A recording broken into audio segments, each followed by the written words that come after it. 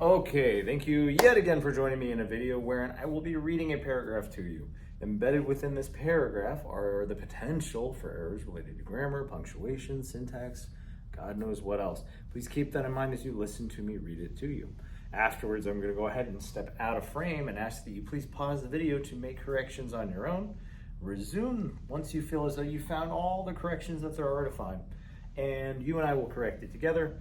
Let me know in the comment section below, however, if you disagree with something I've included, or perhaps I missed something, which is entirely possible, right? We're all human, we make mistakes. As well, if you have an additional correction or edit that you would like to have made, let me know in that comment section. It would help me, it would help others, so please, by all means. And if you do find this video helpful, which I'm hoping you do, please give it a like and subscribe should you want to continue to practice with me. I'm going to go ahead and get started by reading. Right at the beginning, excuse me. A fire broke out on the 8th floor of the building at about 4:40 in the afternoon.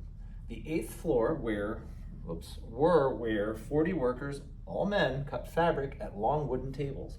Although the skilled workers wasted little fabric, they always produced some scraps.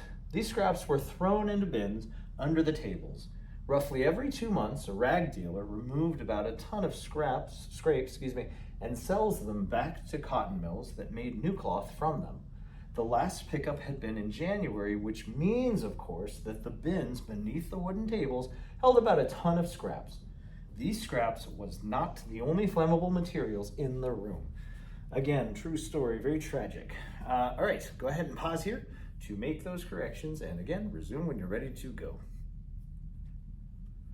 All right, I'm moving, I'm shaking, you've hit play. Let's go ahead and start right at the beginning. That article should be capitalized, not because it's an article, but because it's the start of a sentence.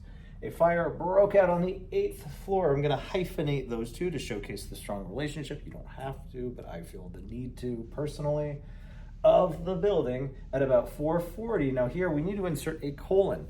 A colon's gonna separate the hour from the minutes. So I'm going to add those two dots, it looks like two periods resting on top of each other, between the 4 and the 4:40 in the afternoon. The 8th floor, which I'm going to hyphenate again for consistency, were where. Singular should match that verb, so that verb should agree with was. Was where 40, it's not the number 4 plus ty, it's FOR. So I'm going to go ahead and get rid of that U. Workers, all men, and here this isn't a positive, it tells us more about those workers. I'm going to use a parenthetic known as a comma to splice it in. So 40 workers, all men, tells us more about that noun, cut fabric at long wooden tables. Although the skilled workers wasted, this is a different kind of waste, like the waist around your hips, I suppose. We want the waist like you're not using it wisely, right? You're kind of throwing it away. So wasted would be wasted. Little fabric. They always produced, which shouldn't have an I sitting in between. So we're going to get rid of that after the U. Some scraps. New sentence, start with a capital. These scraps were thrown. This is a throne that a king would sit on, or a queen. We want thrown, like the verb, right?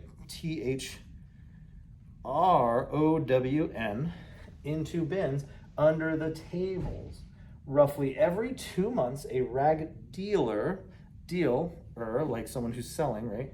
Deal, and then ER, removed about a ton of scrapes. Different. Scrape is like when you scratch yourself, right? So we want scraps. I'm going to get rid of that E. And sold them, or sells them, about a ton of scraps and sells them back to the cotton mills that made new cloth from them.